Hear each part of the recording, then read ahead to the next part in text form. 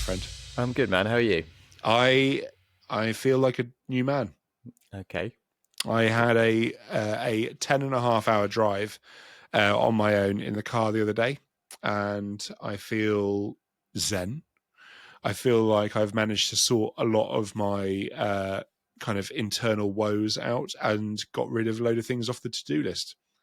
And Wow. it was a brilliant drive, and I didn't do it bare feet to Dundee. How did you get things off your to-do list whilst you were driving? So I have discovered a new favorite thing of mine, and I know it's going to make some people balk, Me included? possibly. ChatGPT has a chat function where you can just talk to it, and it's very conversational. Okay. Right now, bear with me. Have here. you got a new mistress? I have. Is she digital? I have not. No, he is a. Is this her? Are you basically going to do the storyline of her? Oh no, God no, definitely not. Having watched that show, absolutely not. Don't worry about that. No worries. No, it is just I would call people and I would have chats and I would then listen to a couple of podcasts, and then after that point, I'd kind of feel fairly unproductive just driving on your own. It's not like getting the train where you can sit and work and stuff like that. So I was like, I'm going to give this a go. It feels silly and I feel like a bit of a idiot, silly Billy, chatting away effectively to nobody. But we were able to. I was able to work through a whole load of stuff that I wanted to chat about with regards to the business and diversification and how things are going. And then I also was kind of running through, things that had annoyed me for a while. I was like, oh, how do I do this? How can I do this? Are you able to do this? And it's a really helpful way of working if you can get around the fact that you're talking to a computer. Yeah, this sounds bizarre. It sounds like something that I would find it very difficult to get my head around to start with. But so is it so you're running this through your phone on a ChatGPT app, and this is what there's pro subscription? It's pro subscription. No, not plus subscription. Right. And you get I think I got about 2.5 hours a day of this chat. I didn't use all of it, obviously. At the end of the 2.5 hours, does he just hang up? But it basically goes, listen, mate, will you please stop talking? Much like as the reaction of, I think, of most of the listeners, I think. But I don't pay them for the privilege. But yeah, it was a surprisingly easy way to chat about things. And you can ask some silly questions because you're not going to get judged or you're not worrying about being judged. And so I was just kind of running through. No such thing as a silly question, Tom. Well, you should know that by now. I asked a very silly question the other day on a job. It's a surprisingly interesting way for me. I actually enjoyed it. Now, far be it from me to extol the virtues of AI. I like it and use it and also hate it, I think, in equal measure. So I'm sure a lot of the people listening are probably going, yeah, I'm probably the same. But it was a really interesting thing to do on a really, really long drive. Would I do it in the office on my own? No, because I'd probably ring someone like yourself and actually have a proper chat about it. But no, I think on a really long drive, when it's too late to call people. What kind of questions were you asking it? Well, I've got a couple of things that I'm working on that I won't talk about on the show until they're ready. But there's lots of things of, I'm trying to create a bit more of a resource for all the people that email me and ask me for advice. Yeah. And stuff like that. I have an FAQ on the website. We both yourself and you have an FAQ as well, right? Yeah, I do. Where's yours? Hidden. I think it's gregfennell.com/FAQ, probably. I think mine is the same, but not obviously gregfennell.com. I totally. Yeah, you just send them to my website. I do. Listen, my name's actually Greg.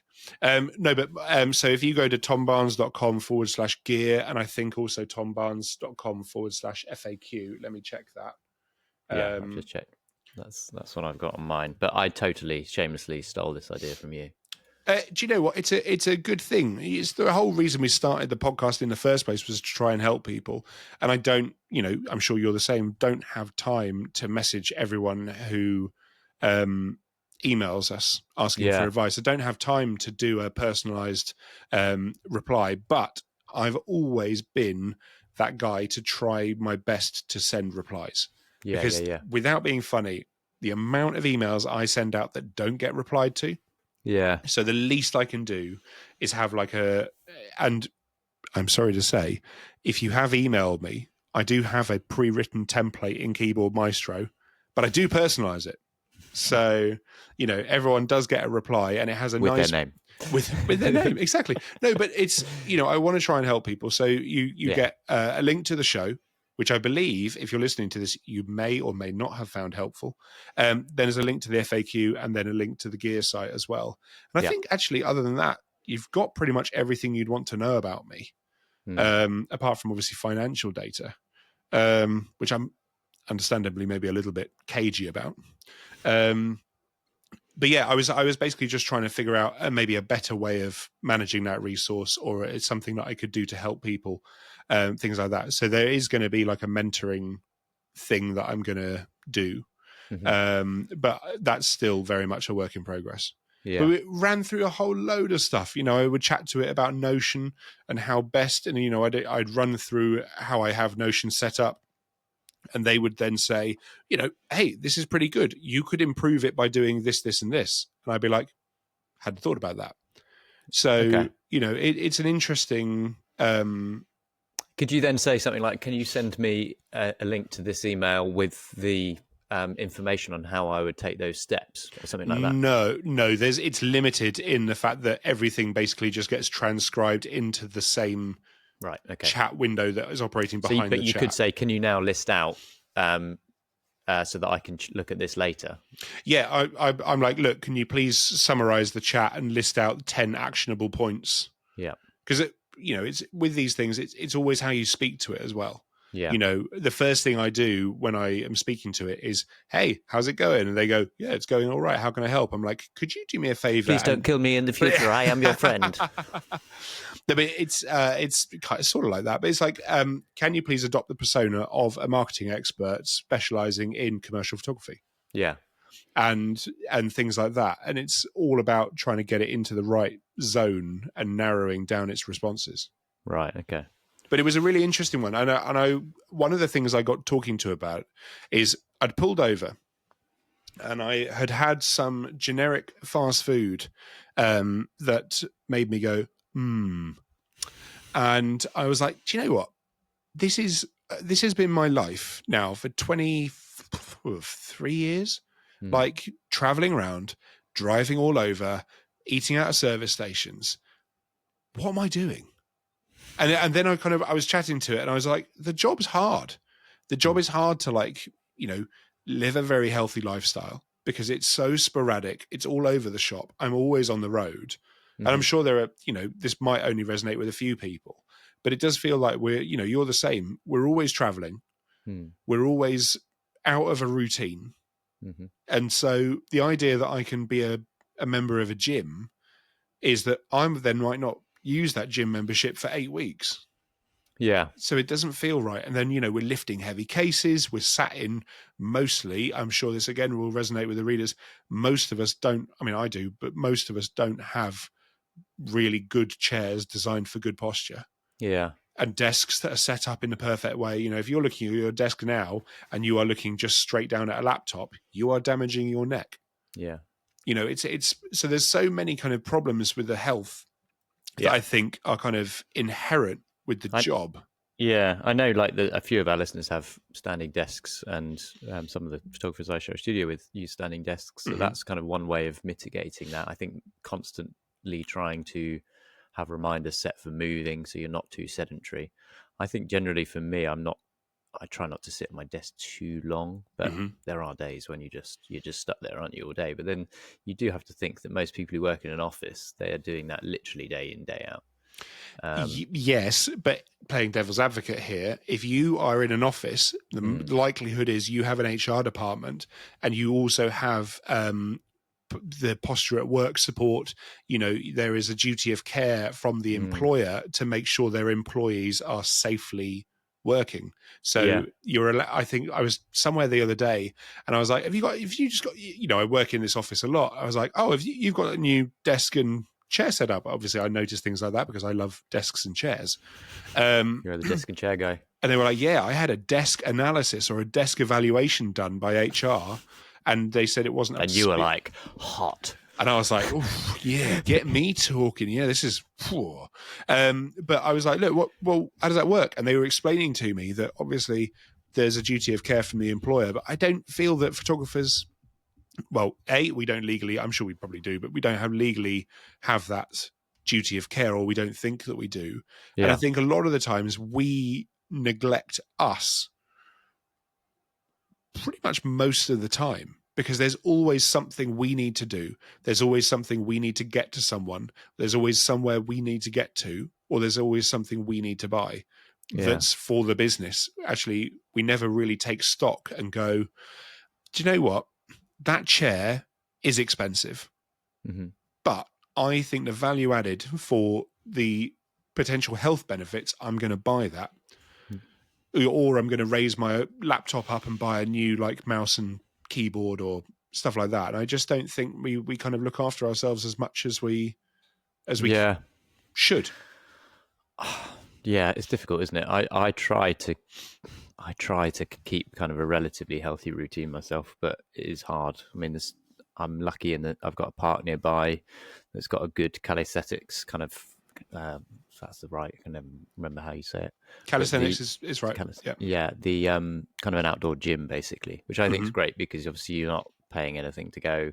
You can use it whenever. There's no opening times, and you can kind of fit it around and do as little or as much as you want. But obviously, it is this time of year it's great, but in the winter, I know it can be it takes quite a bit of motivation to do that, and as you said, to fit that routine in. But I think those it is good to have routines that you can do anywhere. I think being reliant on something like a gym is not a good idea. No, I mean, obviously, increasingly when you travel, there are hotels that have gyms, but if you can find ways to kind of, personally, if I go to a new city for a job, and I'd far rather go for a run and see a bit of the city and get my exercise rather than go to a hotel gym. Yeah. Oh, 100%. I was in a hotel gym the other day, and the treadmill was up against the wall with a 6x4 picture of a landscape. And I was like, come on, guys. You at least could have made you could at least made it 7x5. It was the whole thing was ridiculous. But I'm the same as you, right? I would like to almost create, obviously, because it's me, I'd like to create a kit, but it would be quite nice to have a very, very lightweight running kit that doesn't add too much to my travel bag, that I can just sling it in, whichever bag I'm traveling with, and then start running in these places. And I think I really do need to start doing that. That's totally doable. All you need is a pair of trainers and, lightweight shorts and shirt. I use a running belt that basically allows me to a running belt. Yeah, like a waist belt that basically you can tuck your keys and you tuck your phone into. A bum bag? No, it's more of an elasticated belt because it keeps everything tight to you. So it's not, because a bum bag would be... A tight bum bag? Be banging up and down on your bum. All I can imagine is you just running around with this bum bag just going all over the shop. So is that a running belt is a real thing? Yeah. So it's like a waist belt that's kind of elasticated but has small pockets that you can put your phone in, your headphone case in, and your keys. That's basically all you need when you're running. Okay, yeah. And it's tiny because it's made from material, so it folds up. So the whole kit, apart from my shoes, can go into a bag that's... I bought those Peak Design packing cubes. Yep, love those. And they're really well made. And I can fit my gym kit into that, and then obviously with trainers on top. But that's all you need. That's true. That's the joy of running, right? And that's what I mean about doing the calisthenics stuff. If you can do your push-ups, your pull-ups, pull-ups, you need to find somewhere you can do that. But there's loads of exercises that you can do without any kit, without any equipment, that you can just do anywhere as long as you've got a hard surface to work on. Even doing kind of push-ups off a bed, Well, I've done lots of jobs where I've been on ships and I've been in cabins, and actually the ships have onboard gyms. But even so, like, you find ways that you can exercise. I remember when I was in Jamaica on a job, I got quarantined in my hotel room for a week because of COVID. We all remember that. And I basically just was literally having to figure out workout routines in the room. And it did feel a bit like I was in prison. I'm not going to lie. But my point is, it is totally doable. It's just about having and this is where ChatGPT would be good, actually. You can ask it to make you your personal kind of exercise regime that requires no equipment. See, the trouble I've got there, Greg, is that there is really the job of a personal trainer. It is. And I think what I would rather do is I would speak to a PT and be like, this is my situation. I would love to do a couple of sessions and get a plan. I think you've just pointed out the major flaw in AI in general is the fact that it will make so many jobs less viable because it is going to do all of these things. It'll make most jobs unviable. And the trouble I've got with AI is that AI is a black box. Pretty much nobody using it understands what it is doing. And it is enabling stuff that only up until this point craft was able to accomplish, right? What happens in 10 years, what happens in 20 years, what happens in 30 years is that all those crafts are forgotten. People forget to flex that part of the brain. People are just so reliant on this thing that if it was switched off tomorrow, you'd got people who are in jobs who couldn't function in those jobs without AI. Yeah. And photography is, I do worry about a lot of the craft being lost, as with a lot of jobs. So what I'm doing is that if I'm ever doing things like that, I am also then trying to go and hire the people rather than because I had it. We're in obviously a couple of WhatsApp groups, right? And somebody said, I've got a tech problem. And I was like, well, I run mainframe.com. I can help you here. That's why I've set it up. Yeah. Let's have a chat. And they replied privately after somebody had the next message was like, oh, AI says this. And I was like, okay, I mean, that sort of is, frustratingly sort of is the right answer. But what you've done there is you have just killed that job for me. Yeah. And sure, it was photographer to photographer, right? I get it.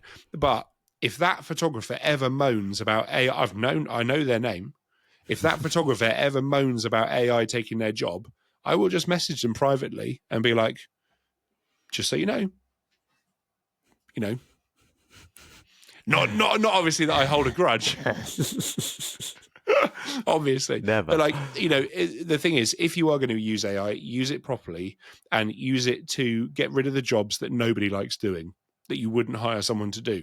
Unfortunately, AI doesn't clean out the bottom of the compost bin when it's all gacky and full of... Not yet. That's a job I hate. Oh, dude. That sounds like a grim job. Yeah. It doesn't clean up after the foxes shat everywhere in the garden, does it? That's another grim job. No, but I don't think it'll be long because there'll be a new thing called Firefox. I don't know where I'm really going with all this, but I think let's take it back to the health stuff, because the problem with our job is that the health aspect isn't just kind of in one area. Say, for example, if you work in an office and you could do a nice long walk to work, then you do sit in an office or you kind of go and do meetings and stuff like that, but then you walk home, right? Our jobs are so all over the shop that just the idea of being able to get any sort of routine, and then by the time, we're both parents and stuff, by the time the kids have gone to bed and then you've cooked dinner and stuff, it's like 8:30, 9 o'clock. Yeah. And at that point, I'm desperate to go to bed. I'm exhausted. Yeah. The last thing I want to do is be like, shall I go for a run? Yeah. I think generally exercise kind of later in the evening is not necessarily considered the best time to do it anyway. No, and I guess the problem, and I've chatted to a friend of mine about this, because he's like, you're self-employed, you can do whatever you want. And I was like, says the person who's never been self-employed. Because obviously there's always something more important than yourself when you're self-employed. I know what you're saying. I sort of disagree. I think good. I think that is a choice. I think ultimately that is a choice that you've made and you are making and you're putting that there, but that is ultimately a choice. For me, being freelance, the biggest benefit and the reason I love it is because I have the freedom to choose what I do when I do it to some extent. Obviously, when you're on a job and you're answering to a client, you're responsible to that, but that still is a choice, or whether or not you're chasing those jobs where the pressure is that much more, or whether or not you're happy to kind of do the maybe lesser paid or less stressful jobs, because you don't need to be doing the bigger ones necessarily. I think it's, for me, I always try and keep that in the back of my mind, that one of the reasons that I enjoy it is that it gives me the choice and responsibility to decide what I spend my time doing. So if tomorrow it's a really glorious day and I decide, you know what, I'm going to go to the park for an hour and read a book. And it might be a book that's relevant for work, or it might be a book that I want to read for myself. But the point is, I can choose to do that. And somebody who's in an office job can't. No, they can't just get up and be like, you know what, I'm going out for an hour. Like, that's true. The problem is, for me, is that maybe I am a victim of a situation that maybe I've created. And like you say earlier, it's a mindset. But my to-do list is just forever growing. Yeah. There doesn't ever seem to be any day where I go, great, nothing's been added. But you're looking at that like that's not normal. That is totally normal. Of course your to-do list grows. Like, your to-do list grows and it changes, and there'll be stuff that I look back on my to-do list and go, well, actually I never got around to that, but it didn't make any difference. I didn't need to do it anyway. It was an idea. The point is, you're having the ideas and you're putting them on the to-do list. With my to-do list, I've got some sections. One of the sections is called the long grass. Right, yeah. Because there are some things that just get skied. And I'm like, that's a great idea. I'll get to that in 3 years. Yeah. I reckon. But it's, I don't know. Maybe it's just me then. Maybe I'm... I don't know. I'm sure there's plenty of people that are in the same trap. What I'm saying is that ultimately you still have the choice, and that still does come down to mindset. That's true. That's true. It's not that anyone is making you do it. It's you making it. You do it. It's not that somebody else is making you necessarily. But there's the pressure. There's the pressure, isn't there? Right? Yeah, there is pressure. The pressure in the freelance curse. The freelance curse is that if you start turning down work will never come again. Yeah, and I also think that's a mindset. I think that there's an element of, yes, if you turn down certain types of work, you might not get work for that client. But we've all been in situations where we've turned down jobs because they've not been the right fit.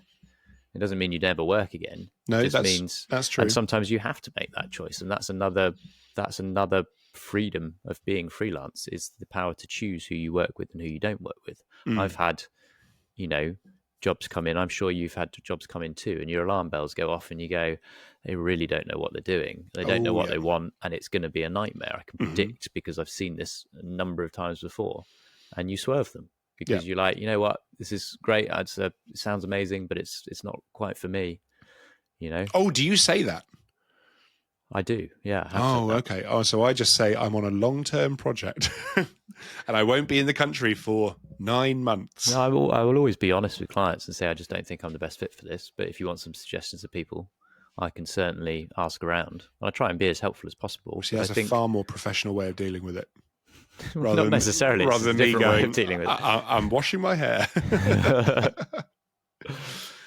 Yeah, that's an interesting one. I don't know. I just, for the life of me, I just always, maybe I just worry too much. I am a terrible worrier, to be fair. And I wonder if that is a thing that comes with the territory.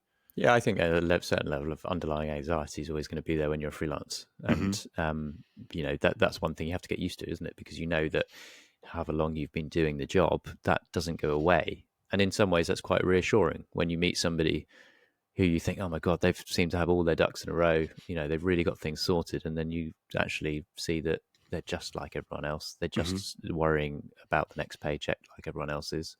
And I've met photographers like that. I'm like, but how could you be worrying? You're like so talented. You've done such amazing work. But we're always going to be chasing the next job. Once you find peace with that, and you realize, well, that's just the nature of the work and it's always going to be like that, then you can start going, okay, well, I just got to trust that it will be okay. It's just, do you know, it's the ability to trust in what is kind of true chaos. Yes. Right. Because it's like, and I do think you have to be able to let go to a point. And it's hard, when you are, when you have responsibilities, like, even starting at like the smaller responsibilities, well, not smaller responsibilities, but like things like rent, mortgages. And then if you've got mouths to feed as well, the anxiety can really, of course, really mount up. Right. Yeah. And then obviously going back to the health, if you're then also not, if you're stressing so much about that, and this is how I guess it can get into a bit of a cycle. Yeah. If you're then stressing about work and financial stuff and things like that, and then obviously you're not eating hugely well if you're out and about, and then also you're not really doing a ton of exercise, it can kind of self-perpetuate. Yeah. And just become a bit of a, and I'll speak very openly. I feel like I was there, not that long ago. I think, I've kind of pulled myself out of it. But it took a huge amount of work and internal discussion, not necessarily with ChatGPT. That actually didn't play a part at all. But it did take a huge amount of work, and it was a huge change of mindset and trying to just relax it. Because the problem is also the idea of talking about trying to relax about the job in the current climate is also quite hard. Yeah. The world of, the world, but the world of commercial photography at the minute does feel very much like it's upended and kind of spinning in a tornado of uncertainty, if you will. Yeah. So the idea that I can just kind of sit back and relax and be like, it's fine. It's hard. I think the other, and to counter that, you can go back and speak to any photographer that's kind of lived through it. They tend to have rose-tinted glasses, but actually, if you drill back into any time in history, there will be people in that industry going, oh my God, it's not like it used to be. It's changed so much. And that change is constant. It's always there. It's always changing. That, again, is another truth that you just have to accept. And once you can accept that, you also can realize that, okay, so there's some things that I can control and there's some things I can't control. And the world economy, unfortunately, Tom, is not something you can control. That you think I can't control. Bye. What you and ChatGPT have been planning, but your own personal tariff wars. But I think, and I say all this, and of course, it's a lot easier said than done. And I'm well aware that I've been in situations where I've stressed about it. Yeah, of course. I think, but it's like anything in life is about balance, right? It's all about balance. It's all about trying to, you're going to have your off days and your good days. And I think if you can try and find like the middle ground, and then that's where the health is so important, where the mental health side of things is so important. And mental health definitely comes after your kind of body health. I think if you're looking after yourself and you're eating properly and you're exercising as relatively regularly, it's going to be easier for you to have better mental health. But for sure. But I think freelancers generally need to be hyper aware of that and switched onto it, tuned into it, because you've not necessarily got anyone else looking out for you saying, are you okay? I've noticed this or I've noticed that. You've got to be switched onto it yourself and be aware of when things start to change, kind of like, okay, I've got to change. I've got to plot a change in my course right now, because if I don't, this could lead to that. But it is hard if you're on, especially when you're on the road and you're on back-to-back jobs and you are busy, because you let things slip. And like you said, diet can be one of them. It can be very easy just to be like, oh, I haven't got time to eat. I'm just cramming food whenever I can, and you're putting all the wrong stuff into your body. Well, also, but that's where I think routines are really important. Having those routines in place so that you're like, every morning I will do this. Every morning I will this will happen.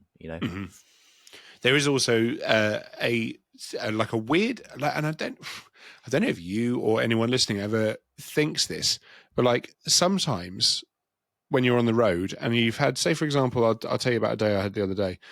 Drove up to Manchester and then drove up to somewhere near York in over. So I drove up to Manchester, then did a shoot, and then drove over somewhere in New York. And by that point, I'd eaten like a load of sandwiches on set, and sandwiches and a kind of like, and all I wanted was something hot to have for dinner, but I had to drive home. Mm-hmm. And then at that point, your only option is something like one of the fast food places. And I don't know. I think my frustration is that it's very hard to eat healthily on the road, especially when you're just in the car, because it's just easy to be like, yeah, I'll just eat all those cashew nuts, that whole, kilo bag. But I mean, there's worse things to eat in a car, isn't there?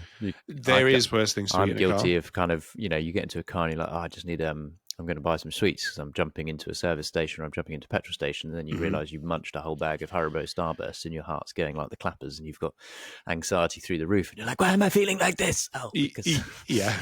I mean, I'd like to say, no, Greg, I've never had that situation. But part of my thing, I am going through a stage of potential ADHD diagnosis, and one of the things that I realized I was doing was getting a bag of sweets and eating them constantly, and that was I don't necessarily have that much of a sweet tooth, but it was the dopamine hit I would get from the sweeties, and I've realized that now, and since when I've realized that, well, I'm managing it in a different way, and I'm no longer eating the sweeties, and it's nice.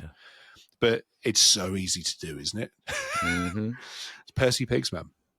Yeah. Every time. And it's hard to find kind of exciting alternatives where you think, well, actually, I could get this bag of dried mango, or I could get this mega pot of Percy Pigs.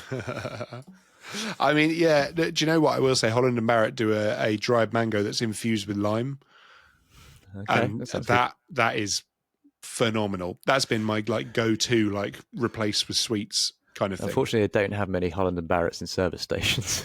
They have none. Turns out it is not. But that just requires a bit of planning, right? Yeah.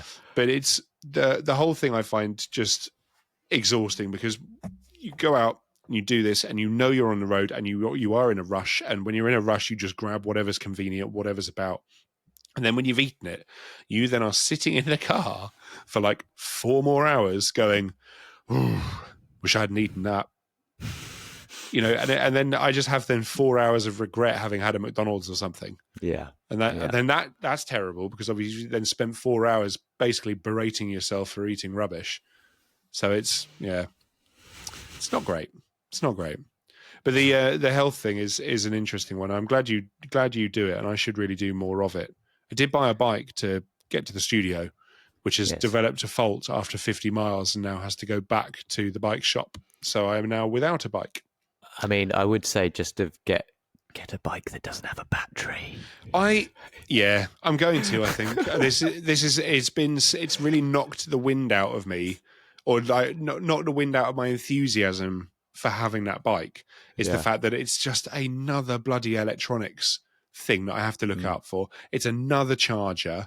I've been so tempted. I have a Brompton which I cycle around town all the time, and it's been so useful as a bike to have in London, because you can jump on the tube with it, you can jump on the trains with it, and then you can get off and you can cycle to wherever you ever need to be. And at the moment, I've been doing a lot of riding around between places, and it's been an absolute godsend. And I occasionally, because of where I live, there's a lot of big hills. Occasionally, I'm coming up. One of them's on Strava because it's so popular as a particular. It's basically similar to a stage in the Tour de France or something ridiculous. So people race up it, and I'm there plodding up on my little Brompton, and there's just lycra-clad warriors just going past, and they'll go past 5 times, because they go to the top, they come back down, and they run it again as a time trial. Oh, right. And that's humbling, isn't it? It's quite depressing. But then you'll get some kind of mum with 3 kids on the back on a massive electric cargo bike also go. And there are days when I'm like, oh, maybe I should just get one of these conversion kits and make this electric. And it's just no, that's the whole point of having the bike, is not just that it gets me A to B, but it's free exercise. And if you take away that effort, what's the point? And I think I think it's not a long ride from where you are to your studio, so I think you should just get a nice mountain bike. I also agree that I should do that. Okay, so I might get both. Classic Tom Barnes. Well, I've got 2 places to store a bike now. I have one bike at the house and one bike at the studio, and then I can just ride the normal bike there and then ride the electric bike back. Obviously, I have to alternate days. Yeah. But yeah. Why would you have one when you can have 2? Exactly, quite. This is how the great simplification was required. Well, I might actually get a road bike as well. But yeah, no, it's interesting. Thanks for chatting about that, because I don't know, it's just something that's playing on my mind a little bit. As you get older, I think you just start to kind of go, I should probably properly look after myself. Yes. Yeah, because if you get injuries, I mean, I've had periods in my career where I had chronic back problems, and that was awful. Being on jobs as having piriformis syndrome, but knowing that you're going to be out all day walking with kit on your back, and you're in absolute agony, and no painkillers do anything for it. Do you know what I mean? It's one of those things, because it's a muscular pain. It's really difficult to actually. And then obviously trying to be creative at the same time as having all of that with dragging all that. But that's one of the reasons you like the Fuji stuff, right? Well, yeah, that's kind of partly why I went over to that. It's partly why I tried to use wheeled bags rather than backpacks. It's partly why I've changed my backpack, and I've recently, didn't want to talk about gear, but recently bought the Peak Design Adventure 45 litre over their travel one, because ergonomically it's a lot better designed in terms of the straps and the weight distribution. Yeah. I'm glad you brought up gear first. We're actually trying to kind of ixnay on the gear chat kind of stuff on the show, and talk about other issues. Yes, other issues. But yeah, I mean, so the Fuji kit, for that reason, I've currently had to send my 50mm or my 35-1.4, which is equivalent of a 50mm lens. That's had to go back to Fuji right now. I don't know how many years I've had that lens, but on a job the other day, it just totally seized up. Like the aperture ring just refused to move, so I was having to shoot everything at 3.5. Yeah. So basically, dust has got into it, or dirt has got into it. I was down a tunnel when it stopped working in a massive engineering works, and it was kind of annoying. I know it's a prime location for a lens to seize, isn't it? Yeah. There was nowhere to put my bag down without it getting covered in mud, and it had been raining all day, so it was like wet mud. It was. I mean, the amount of abuse our kit goes through is insane. It is. But anyway, we're not talking about kit. We will be we were going to be doing, so we've been requested that we do an episode each where we actually kind of interview one another a bit more about work. So we're going to be doing those in the next couple of weeks, and about kind of more, so nothing to do with kit or gear, but about kind of approaches to work, about kind of philosophy, I guess, of the way that we work and why we shoot the way we shoot. Thoughts and meanderings. I think our episode with Jenny Jenny Lewis, which was the last episode, seemed to go down really well with the listeners. And we've had some wonderful messages from people about that episode. And that's really helpful, because it helps us hear what's working, what's not working, what you guys want to hear more of, and what you want to hear less of. And that will then dictate going forward who we get on the show. So really, I can't encourage you enough to kind of reach out and tell us what's working and what's not working, because it is really helpful for us to hear. Yeah, reach out to us personally, or the info@exposednegative.com email address, or the Instagram, however is easiest for you to sling us a message, just do it. Yeah. So I'm probably going to have to wrap this up, because I have a portfolio meeting this afternoon, and I'm still trying to finish my portfolio. Well, that's exciting, because you're going to then, if it's this afternoon, you're doing an iPad portfolio, right? Yes. So I have a 12 by 18 portfolio and a 12 by 8 portfolio, and then I also have an iPad portfolio. And lugging a 12 by 18 portfolio into town is fine, but it kind of restricts what you then do. Especially when you're wheeling up the hill on the Brompton. Exactly. Because it's so bloody heavy that it's, So I'm kind of toying with the idea of redoing my print portfolio purely as loose prints rather than a book. So interestingly, that's what I've just done. Yeah, you've got the new you've had yours recently made, haven't you? No, so Hartnack & Co. made my book. It's a print box, and they made me a print box a couple of years ago, and then I completely forgot about it. Yeah. Because I was going to do a portfolio and then didn't. Yeah. And now I went up into the loft and found it. It's not in my new colours, so I am going to get them to remake me one in my new colours as and when, I need to. Your new colours being black and white. No, the new colours are, yeah. No, new colours are green and pink, and it is pretty jarring. Here for it. But the print box is interesting because, or the print book is because for years I've been told that I need a print book. Mm-hmm. And then when I go in and they're like, oh, so have you got an iPad as well? I'm like, I do. And they're like, oh, wow, this is great. Love the prints and stuff, but the iPads are brilliant. And it very much comes down to whoever you're meeting. There doesn't seem to be like any kind of like industry standard. I'm sure, some people really like iPads. Some people really like prints and print books. It's luck of the draw with who you meet, really. Yeah, I don't think there's any right answer or right approach. I think for me, using the iPad is great for, specific meetings where I can do what I'm doing this morning, which is, go into my archive and literally do the layouts in Lightroom, use the print module and export it out straight away, pre-sized for the iPad. So I'm thinking moving forward, I may well even, if I do get a print box, design it around the same 4:3 ratio. Just so that I can then have the same type of layouts and not be doubling up on the work. Yeah, I think that's a really sensible thing to do.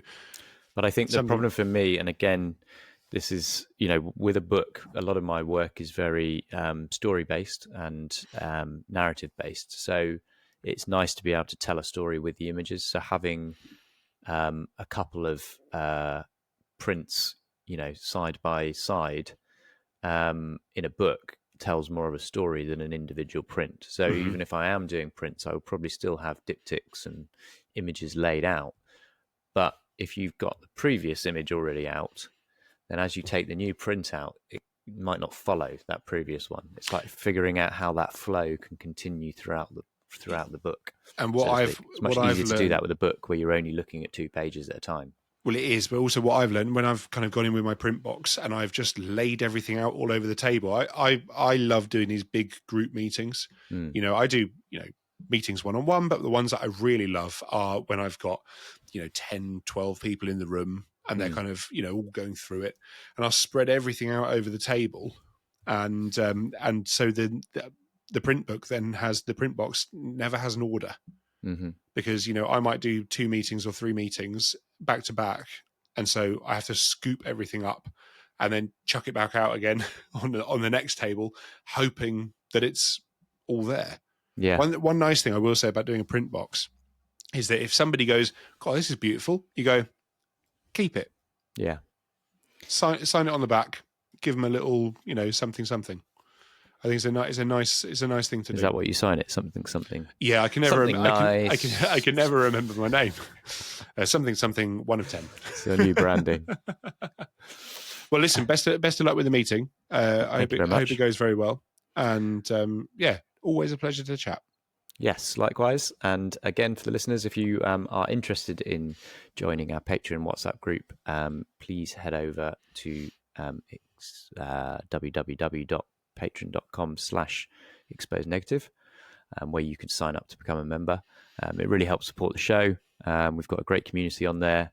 There's loads of knowledge, loads of people from different backgrounds. There's people who are photographers, obviously. There are people who are digitechs. There are people who are assistants. There is every different type of photographer you can imagine in the group. And people from all over the world as well. Yeah. International audience. So it really does help if you need to find out something. It's a real kind of hive mind group. We've both massively benefited from it ourselves in terms of like, does anybody know about this? Yeah, quick one, guys. Yeah. So I've really enjoyed having built that community together. And I think loads of people are benefiting from it. So if you want to benefit too, you can head over and support the show that way. That would be really appreciated. And otherwise, you can find us on Instagram at xnegative. and the website which Tom's worked on, which is just obviously www.exposenegative.com. There is also our YouTube channel, and we are so close to hitting the 1,000 subscriber mark. So please, if you haven't had a chance, please do go over and please subscribe to the channel. That is youtube.com/at expose negative. Excellent. Well, until next time, ta-ta.